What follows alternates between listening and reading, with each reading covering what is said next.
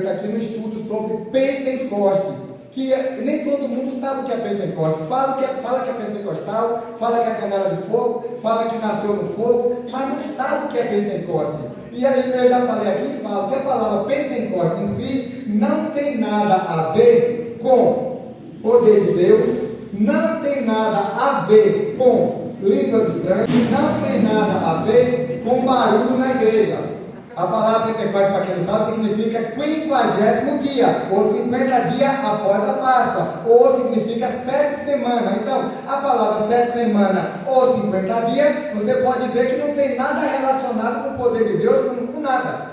Então, agora lá, por que tem esse Pentecoste? Todo mundo fala que no dia de Atos Deus cumpriu. Apenas se cumpriu naquele dia. Por que cumpriu naquele dia? É por isso que tem um estudo sobre Pentecoste.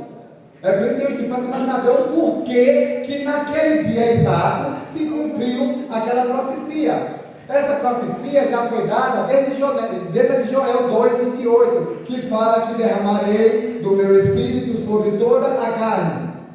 Então foi se cumprir lá em Atos 2. Por que se cumpriu aquele dia lá? Tem uma série de coisas que a gente já vem falando. E agora nós falamos no tópico 5, que o Espírito Santo é dado para quem Deus quer e para quem lhe for útil. O que significa isso, irmão? Significa que Deus só vai lhe dar o dom quando for útil na sua vida. O nosso pastor Heleno está ali. Pastor Heleno, o senhor quer ser pastor? Eu não. Pronto. Será que Deus vai dar o dom de pastor para ele? Vai dar? Não vai dar. Entendeu? Então, gente, é isso que a Bíblia fala, que os dons, os 9 dons, o Espírito Santo distribui para quem ele quer e para quem for útil. Então, para que é que Deus vai dar o Espírito Santo vai dar o dom de pastor para ele se ele não quer? Não tem como. Agora assim, a Bíblia fala assim, Paulo falou assim aqui, Timóteo, procura, olha só, ele não mandou buscar os dons, procura o melhor dom para ti, procura com zelo o melhor dom. O que significa? Procurar é uma coisa, buscar é outra. Buscar é uma coisa que eu já vou sabendo que eu vou pegar. Buscar é uma coisa que eu já vou direto na certeza que eu vou trazer aquilo. Mas procurar não. Eu vou procurar uma coisa que eu não sei onde está e não sei o que é. Então eu tenho uma vontade de fazer tal coisa. Eu vou procurar o que é que melhor me adequa para poder eu começar a buscar aquilo. É isso que significa procurar. Procurar é você procurar com zelo aquilo que você quer exercer. Aí sim, quando você buscar, não, Senhor, eu quero que o Senhor me dê discernimento de interpretação, de espírito. Por quê? Porque na igreja, Senhor, tem muita gente que já fala a língua, mas não tem ninguém que me ensina nada. Então eu quero agora, Senhor, buscar esse dom para mim. Aí agora Deus vai lhe capacitar. Deus vai o quê? Você vai através do seu interesse, da sua vontade. Aí agora sim, os dons vai lhe dar, Deus agora vai dar para você. Por quê? Porque você quer isso e está buscando isso, está procurando por Deus isso. Então essa é a função do Espírito Santo, é dar os dons para aquele que for útil e para aquele que quer. Então o que eu quero dizer com isso? Que quando você vê, irmão, vem aqui para frente, eu estou falando Bíblia, eu vou mostrar versículo por versículo. Irmão, vem aqui para frente, desde pequeno até assim. Vem aqui para frente para buscar, para poder Deus batizar o Espírito Santo. E isso é falta de entendimento, é falta de conhecimento bíblico. Nem canto nenhum da Bíblia, Jesus ensinou isso. Nem canto da Bíblia não ensinou isso. A Bíblia fala que o batismo com o Espírito Santo, Paulo ensina que é na conversão. Você se converteu, você aceitou Jesus Cristo como Salvador da sua vida, automaticamente você já é batizado com o Espírito Santo. A Bíblia diz que o selo do Espírito Santo é o peor da garantia da salvação. Então, no momento da conversão, você já é batizado. Ah, mas fala a língua é apenas uma evidência. Fala a língua é um segredo de você com Deus. Fala a língua Deus deixou para que aquelas nações que vieram da Torre de Babel lá anunciassem o Evangelho. Fala a língua significa que era para falar para aquela nação que não entendia o linguajar de Pedro. Já pensou se Pedro está lá na frente do cenário, está cheio de poder de Deus, pregando na linguagem do próprio Pedro? E a nação está lá, 14 nações que vieram lá das peças de Babel. Como é que eles aprenderam a falar de Deus? Você vê que é tão interessante isso, que no dia ali não tinha nenhum intérprete. Quem foi o próprio intérprete? O próprio intérprete foi o próprio Espírito Santo. Ele usou, capacitou os discípulos. O discípulo agora, através da sua boca, Deus agora tomou a boca do discípulo, é claro, com a ordem divina, e agora transmitiu a palavra de Deus com clareza, e aquelas mais de 14 nações que estavam ali, elas ouviram a palavra de Deus, entenderam a palavra de Deus, e depois aceitaram. Então, para você ver o falar em língua, por que Deus deixou falar em língua? Entendeu? Quando Deus falou derramar do meu Espírito, Ele falou que não ia derramar o Espírito dele sobre pastor, sobre crente, não.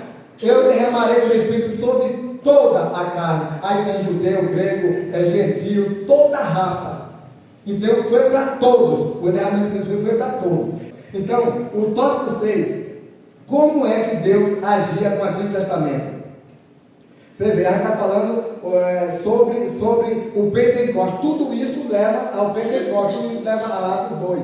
Então, no Antigo Testamento, o Espírito Santo agia as pessoas temporariamente. Ele agia nas pessoas com um fim específico. Vamos ter um exemplo aqui. A Bíblia diz que o Espírito do Senhor se apoderou em Gideão. E quando ele tocou a trombeta, se ajuntaram, todo o povo se ajuntou a ele. Então, aí o Espírito Santo se ajuntou, ele se apoderou. Ele não habitava aqui na terra, mas se apoderou de Gideão para fazer isso. Ele também aqui se apoderou de quem? De Samuel. E Samuel agora unge Davi como rei. Entendeu? Então, aqui é um caso específico que o Espírito Santo agia. E como é que Deus agora andava, habitava no meio do povo? A Bíblia diz que tinha aqui, no Antigo Testamento, Deus foi revelado sua presença ao homem de 3 maneiras progressivas, através de 3 lugares específicos. Quais os 3 lugares específicos que Deus agora começou a se revelar ao homem?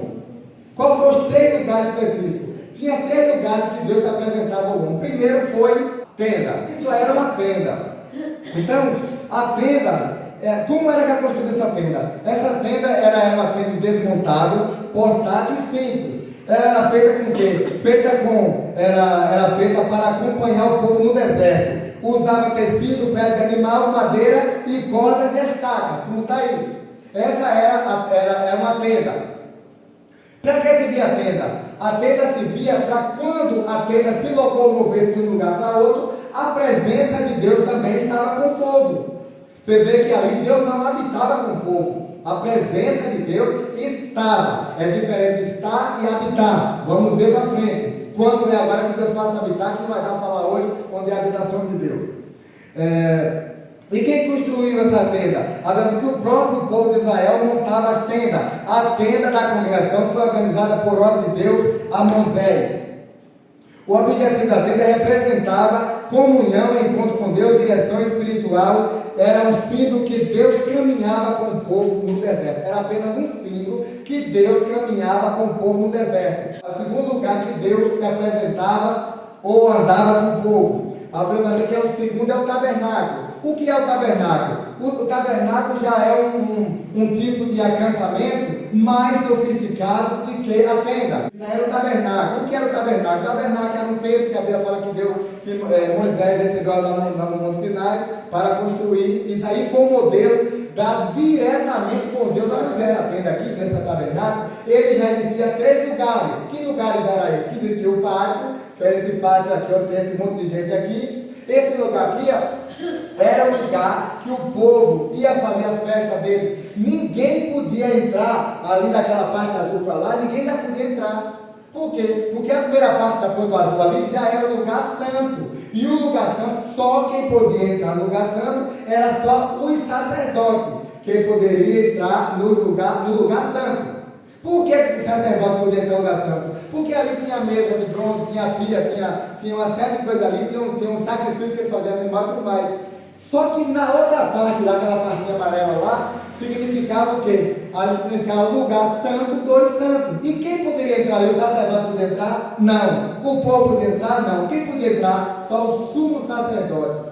O sumo sacerdote representa quem? Cristo. O sumo sacerdote hoje representa Cristo. Quem mandou construir? O próprio Deus mostrou o modelo do tabernáculo tabernáculo a Moisés lá no Monte Sinai. Nada poderia ser feito fora daquele modelo daquela ordem divina. Você vê que o tabernáculo, ele já foi uma coisa mais específica. Ele não foi construído por vontade própria. Ele foi o próprio Deus que modelou e deu aquela ordem para Moisés, deu o modelo para Moisés lá no Monte Sinai, para ele construir a tenda. E era construído, como era a construção do tabernáculo? Quem construiu? Os principais construtores foram duas pessoas, Bezaliel e Aholiabe.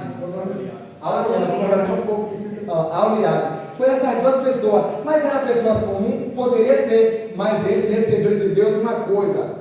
Eles receberam sabedoria, habilidades, tudo dado por Deus para poder construir aquilo ali. Então, como era a construção? O tabernáculo era portátil também, mas era muito mais organizada. Ela tinha 3 partes, como eu já falei, tinha um pátio, tinha que ela ficava na área externa, que é aquela parte branca que todo mundo está ali. Tinha um cantinho do altar do sacrifício e a pia de bronze. Ali os animais eram sacrificados pelos pecados do povo, né? O segundo lugar era o sacerdote que podia entrar, havia lá dentro o candelabro de ouro, a mesa de pães asmos, a propiciação, o altar de incenso, representava luz de comunhão e oração. E o terceiro lugar, o quê? Era o lugar mais sagrado, ali ficava a Arca da Aliança. Esse local era separado por um véu, somente o sumo sacerdote entrava uma vez por ano. E todo mundo já sabe a história que um sumo sacerdote, para entrar ali, ele tinha que ser uma pessoa bem direita com Deus, porque se não fosse, o negócio estava feito para dele. Ele entrava com um sinozinho amarrado na cintura, não sei onde era que ele entrava aqui, e cada estudioso fala uma coisa, só que ele entrava, se o sino lá se calasse, já podia ter certeza, já podia puxar o cara estava já tinha viajado, passado o pé junto. E ali, o objetivo do tabernáculo era o quê?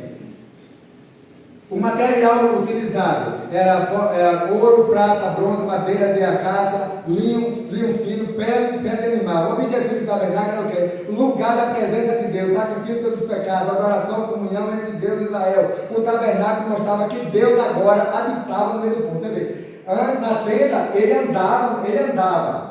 Como eu falei, andar é diferente de habitar. Ele andava no meio do povo. O lugar que a tenda fosse a presença de Deus ia junto. Mas já no tabernáculo, ele agora habitava dentro do tabernáculo. Através de quê? Através da arca, da aliança. Então, no tabernáculo, agora Deus já habita no tabernáculo, no meio do povo já. Agora vem o templo de Salomão. Salomão decide, o Davi agora planeja, faz um plano para construir um templo. Que esse templo agora já era um templo permanente. Ou seja, era um templo que agora ia ficar, não era um templo móvel, um templo que se locomovia para o lugar. Aquele templo agora ali ficou estabelecido para toda a festa que tivesse ser realizada naquele lugar ali.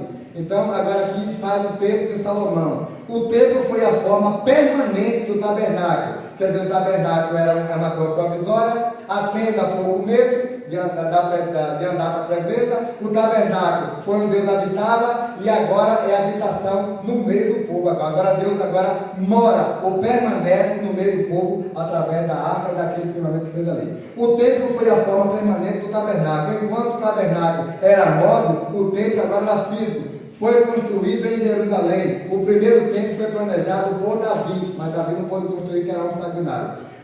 Mas Deus permitiu que o seu filho Salomão realizasse a construção. Como era a construção? Era exatamente grandiosa, tá? Possuía pedras enormes, madeira de cedro, de Líbano, ouro puro, prata, bronze. Tinha o átrio, lugar santo, santo do santo, e o altar, a câmara do sacerdote.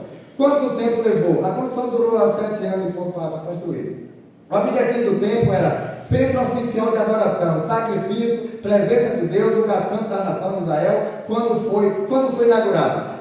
Quando foi inaugurado, a glória do Senhor encheu a casa. A presença de Deus desceu poderosamente ali.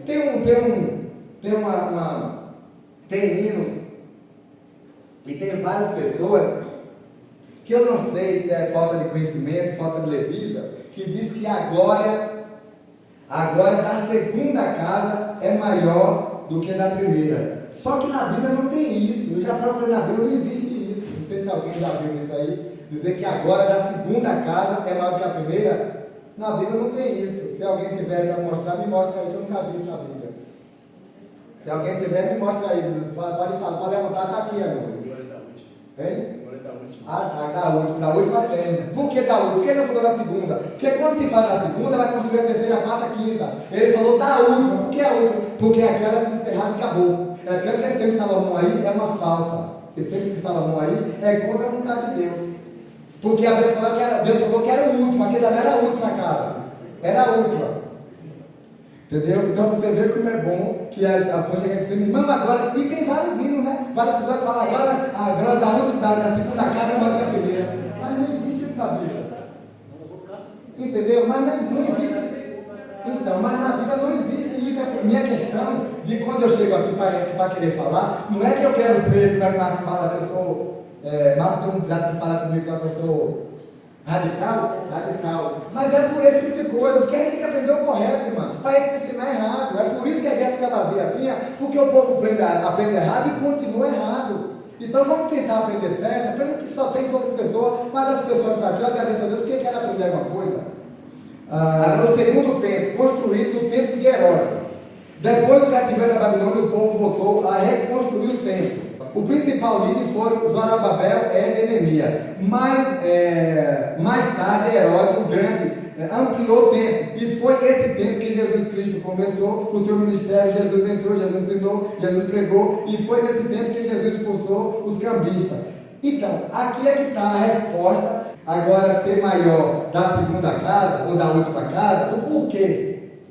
Alguém sabe me dizer o porquê que tem aquele versículo lá em Ageu, não é Ageu, né? É Ageu, que a glória é Ageu 2,9, que a glória desta última casa será maior do que da primeira. Muitos, e aí a Bíblia fala que muitos ficaram tristes. Muitos ficaram tristes porque o segundo templo parecia menor, menos rico, parecia menos rico que o templo construído por Salomão. Claro que o templo de Salomão teve aquela luxúria toda.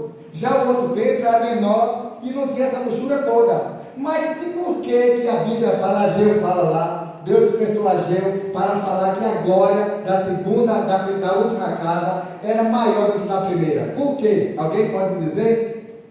Isso aqui, irmão, é bom que seja participativo. Alguém sabe dizer o porquê que a Bíblia fala que a glória da última casa seria maior que a da primeira?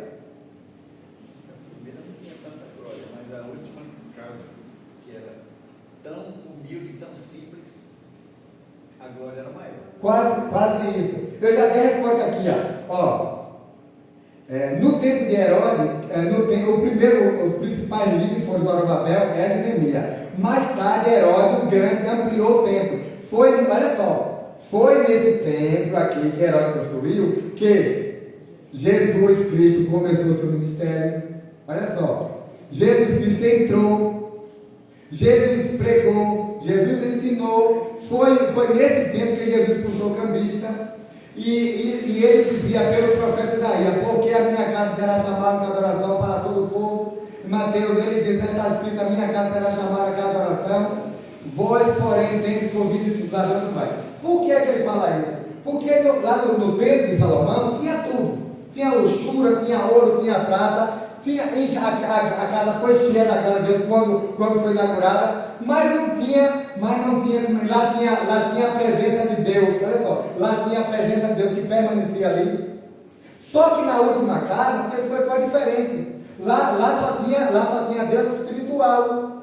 Lá no templo de Salomão só tinha Deus espiritual e espírito. Só que aqui na última casa agora foi maior, porque o próprio Jesus, o próprio Deus entrou na igreja. O próprio Deus pregou dentro do templo. O próprio Deus fez tudo dentro do templo, o próprio Deus. E lá na outra não, lá só tinha apenas a presença de Deus simbólico, ou que seria espírito. Aqui foi o próprio Deus que pisou lá dentro, que ensinou lá dentro, que pregou lá dentro, que expulsou os cambistas lá dentro. Foi o próprio Deus. Então é por isso que a glória da última casa seria maior do que da primeira. Isso a João já estava profetizando a vinda e a passagem de Jesus pelo tempo. Deu para entender? Será que deram para entender mesmo? Então, vamos para frente. Por que Deus disse que a glória da última casa será maior? A profecia de Ageu, a glória desta última casa será maior que da primeira. Muitos ficaram para isso aqui, eu já li. O principal motivo dessa glória foi porque o próprio Jesus pisaria naquela casa. Então foi por isso que a profecia, o próprio Filho de Deus entrou no segundo templo, que na primeira ele não entrou, que só tinha só a presença simbólica, como eu falei, e ensinou, curou, pregou e revelou a palavra dele lá dentro. Então é por isso que a glória da segunda casa, ou da última casa, foi maior que a da primeira. Isso tornou-se agora maior do que o templo primeiro de Salomão. A glória espiritual era maior do que a material. A glória espiritual era maior do que a material. Então, no outro lado tinha tudo. Tinha glória, tinha ouro, tinha prata, tinha tudo. Mas cá tinha a presença do próprio Deus encarnado. O primeiro templo tinha riqueza exterior, o segundo recebeu o Messias, o Evangelho e o cumprimento das profecias. Deus mostra que a maior glória não está na prata e no ouro, mas na sua presença. Aqui Deus mostra que a maior riqueza do homem não é ter glória, não é ter prata, não é ter ouro, mas ter a própria presença de Deus. O último templo aponta para a nova aliança. O último templo agora aponta para a nova aliança de Cristo. Foi no segundo templo que começou a manifestação completa da nova aliança. Através de Cristo, ali a salvação foi revelada ao mundo. Ali a salvação foi revelada ao mundo. O resumo espiritual para nós hoje. A tenda mostra Deus caminhando com o povo, como eu falei. A tenda mostra que Deus caminhava com o povo. Já o tabernáculo mostra Deus habitando no meio do povo. O tabernáculo. Já no templo mostra Deus estabelecendo sua presença com o povo. E em Jesus Cristo, qual é o templo hoje de habitação de Deus? Agora, onde é que Deus habita hoje? Naquele tempo tinha a tenda, tinha o tabernáculo, tinha a tenda, o tabernáculo e o templo. E hoje Deus habita onde? Porque muitas pessoas não, eu não sei se é, isso eu não vou dizer que é falta de entendimento, porque a gente fala às vezes, porque já acostumou a falar isso. Mas, irmãos, vamos para a igreja, vamos para a casa de Deus. Quem está aqui em cima, irmão, respeita o altar da casa de Deus. Isso aqui nunca foi altar. O mesmo poder que tem aqui, tem de qualquer banco aí. Isso aqui não foi consagrado para Deus. A Bíblia não fala que você tem que consagrar isso aqui para Deus. Não fala nada disso. Isso aqui, irmão, isso aqui não é a casa de Deus. Isso aqui, como eu já falei várias vezes, isso aqui é apenas um lugar. Isso aqui é apenas um lugar onde nós viemos para aqui, para quê? Para nos reunir com a igreja, não reunir na igreja, reunir com a igreja, porque a igreja somos nós, reunir com a igreja, para que dentro nós podemos aqui fazer o quê? Glorificar a Deus, não buscar a Deus, Deus já está no nosso coração, mas glorificar a Deus, cantar louvor, agradecer a Deus pela vida, agradecer a Deus pela nossa vida, por tudo. A gente vem para aqui para isso. E para poder nós se reunir com os irmãos, para poder se alegrarmos juntos. Esse lugar aqui é exclusivo para isso. Você quer fazer oração, venha para aqui orar. É melhor estar orando aqui, às vezes, de quem está em casa na tribulação. Aqui é um lugar apropriado para isso, que o próprio Jesus colocou a minha casa chamada casa de oração. Então, esse lugar aqui é exclusivo para isso. Não que aqui é casa de Deus, porque casa é o lugar de habitação. Casa é o lugar que Deus habita, e aqui Deus não habita. Deus só está aqui agora porque você está aqui. Outra coisa que você vê que não é estudo, mas que parece ser uma coisinha simples, mas dá para falar uns 3 meses aqui ou mais. Você vê, eu já vi quantas pessoas, irmão, Deus, irmão, pelo amor de Deus, eu fico doente quando eu vejo essas coisas. Deus, eu estou sentindo que Deus está aqui no meio da igreja. Onde é que você está vendo Deus no meio da igreja? Para com isso, irmão. Onde é que Deus anda no meio da igreja? Deus anda no meio da igreja, Deus anda dentro de mim e de você. Deus andava com o povo, no meio do povo, no tempo da tenda. Deus andava assim, de lugar em lugar, ele andava com a presença dele, com a tenda, junto. Hoje Deus não anda, Deus nem habita aqui e nem anda no meio do povo. Deus anda no meio, dentro de você. Quer ver uma coisa? Vamos aqui. Qual é o tempo de hoje? Deus passou a habitar hoje no coração do homem através do Espírito Santo. Paulo fala assim, vós sois o templo do Espírito Santo. Então, se você é templo do Espírito Santo, o Espírito Santo não anda fora, vai andar dentro de você.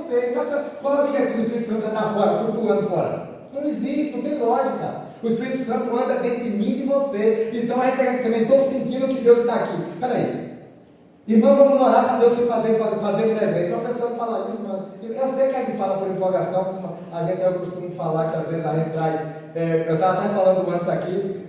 E agradeço a você, que já até falei para o Fábio aqui, que é bom que você esteja aqui embaixo e corrija quem está aqui em cima, não assim, direto, para evitar a falta de ética, mas quando sai daqui, fala, ó irmão, você falou aquilo ali, mas aqui não está na Bíblia, você falou uma coisa errada. E é bom corrigir, como eu já falei aqui, por quê? Porque se eu falo aqui 1 hora, e aí eu falo coisas aqui que às vezes não é bíblico, então eu falei o que eu achava que devia ser aquilo, e você está embaixo, você está analisando aí, irmão, você falou aquilo ali, mas aquilo ali não é assim, vamos ver. Aí agora eu vou agradecer você, por quê? Porque senão eu vou me achar o bonzão, o melhorzão do que todos. Então corrige. Se você não corrigir aqui em cima, não, mas fora você pode chamar, que eu tenho certeza que eu vou ficar feliz e agradecer você por isso ainda. Então, onde é que Deus habita hoje? Deus habita hoje dentro de nós, ó, Coríntios 6, 9. Coríntios 6, 19. Ou não saber que o vosso corpo é o templo do Espírito Santo que habita em vós, proveniente de Deus, e que não sois vós de vós mesmos. Então, o Espírito Santo, irmão, ele habita dentro de mim e de você. O Espírito Santo não está no meio da rua flutuando, não. Ele está dentro de cada pessoa. Ele está dentro de cada pessoa que tem um coração contrito com ele. Aí eu chego a perguntar para você, será que o Espírito Santo ele anda com um pecador lá na rua? Será que o Espírito Santo ele anda com um cachaceiro, com um drogado na rua? Uma pergunta para fazer, será que ele anda? Eu vou ter uma resposta. Isso agora já pode ser do meu pensamento, mas referenciado na Bíblia. Eu vou dizer que ele não habita dentro dessas pessoas, mas ele anda praticamente, como é que eu vou dizer assim? Não posso dizer que é guiando, eu não sei, porque a Bíblia fala que o Espírito Santo é que convence o homem do pecado. Então, se ele convence o homem do pecado, ele tem que estar perto da pessoa, correto? Se eu estou cheio de pecado, peraí, então o irmão está cheio de pecado, o Espírito Santo está fora dele, beleza. Mas e por que ele vai me convencer? Para ele me convencer, ele tem que me convencer perto de mim, é ou não é? O Espírito Santo só pode me convencer e se ele entrar dentro de mim. Porque tudo que você fala procede da mente e do coração. Então, se você fala alguma coisa de errado, o Espírito Santo automaticamente, dependendo da situação que você se encontra, o Espírito Santo vai intervir em você e vai fazer você se convencer daquilo, e é quem faz o Espírito Santo. Então, se o Espírito Santo faz isso, eu tenho certeza que o Espírito Santo, ele pode não habitar naquela pessoa lá, mas ele está ali conduzindo, ele está próximo da pessoa, não sei. Eu sei que ele está ali, para convencer o homem do pecado, porque senão não havia arrependimento da pessoa. O tópico 7. Vento e língua de fogo, em Atos 2, era real ou simbólico?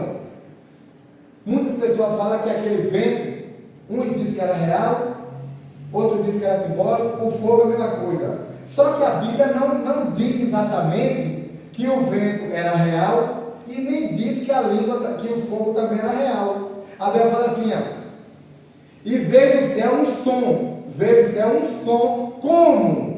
A palavra como quer dizer que não é uma coisa literal, vamos supor assim, que é tipo uma metáfora, né? É tipo uma metáfora, não é isso? É tipo uma metáfora, ou uma hipérbole. O que é uma hipérbole? Até coloquei aqui, eu falei uma hipérbole, o que é hipérbole? Uma hipérbole é uma força de expressão, é uma palavra exagerada. Como é que se conhece uma palavra exagerada? Paulo falou assim, eu prefiro falar 5 palavras em língua conhecida do que 10.000. Será que ele ia falar 10.000? Não ia.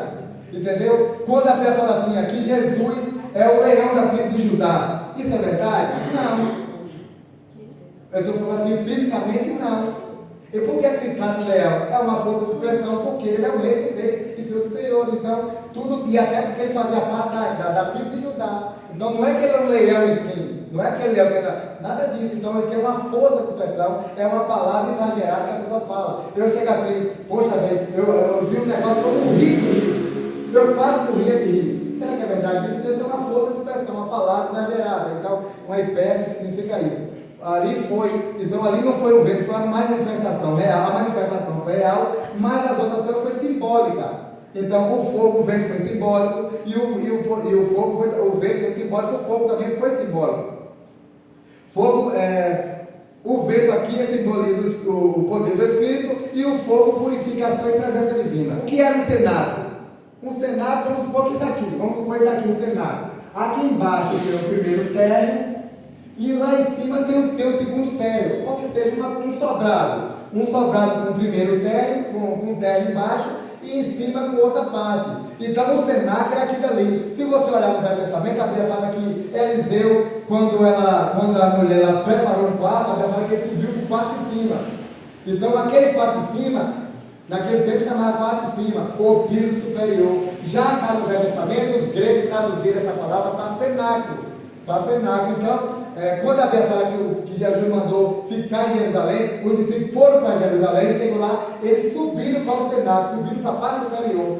Entendeu? Então, o cenáculo era uma parte que ficava, a parte superior de um prédio, ou de um sobrado, de uma casa, e naquela casa ali, aquela casa era suficiente para hospedar mais de 120 pessoas, que no caso ali tinha 120 pessoas. E esse cenário era um lugar ideal. Eu não sei se alguém aqui já alugou salão de festa para fazer casamento, tudo. É igual aquilo ali. Em Jerusalém havia aquele espaço para poder realizar-se festa. Era aquele espaço ali, era um lugar apropriado para realizar festa, casamento, para eventos religiosos, para tudo. É por isso que Jesus mandou, vai para Jerusalém. E chegou lá, os discípulos já sabiam que ali tinha um lugar apropriado para aquilo. Então, cenáculo, quando se fala cenáculo, não é igreja, cenáculo não é igreja, e cenáculo não é tempo vamos dizer assim, não é congregação. Cenáculo era um lugar onde se alugava, ou onde se fazia festa. Tanto podia ser festa evangélica, como não, como festa da cultura dele lá fazia, lá naquele lugar, porque era um lugar apropriado para isso. Então, cenáculo era isso. E cenáculo no passado era um lugar de comunhão e oração a Deus. O pessoal preparava um quarto em cima só para ter comunhão com Deus. Cenáculo no passado era isso. E de Jerusalém era um lugar específico para fazer evento. Como era o cenáculo antigamente? Era um salão aqui. Como era o cenáculo? Era um salão ou um quarto preparado. Um andar de cima ficava na parte mais alta de uma casa. Era usada para encontro aqui, para encontro privado e religioso. Normalmente pertencia à família mais rica, pois exigia espaço extra. Servia como ambiente de ensino, conveniência e oração. De forma simples, o cenáculo era uma sala especial de reunião nas casas antiga e com grande empatia social e espiritual. Os principais exemplos são primeiros reis 17. Elias ficou em um quarto superior na casa da viúva da Serepta. Foi nesse lugar que ele orou e o filho da viúva voltou à vida, em um quarto na parte de cima. Então isso aqui é para os irmãos ver. Eu estou contando para você tudo isso para chegar no dia de Pentecostes, mas a gente já passou várias vezes o que significa Pentecostes. No livro de 2 Reis também, 4, Eliseu recebeu um pequeno quarto preparado no andar de cima. Preparado no andar de cima, que cá no Novo Testamento se traduziu para cenáculo. Pela mulher samaritana. Esse repouso era reservado para descanso e oração. Esse quarto ficava no piso superior da casa e era reservado, usado para a comunhão com Deus. Entendeu? Que Deus abençoe e vamos para a próxima. E que Deus abençoe a todos.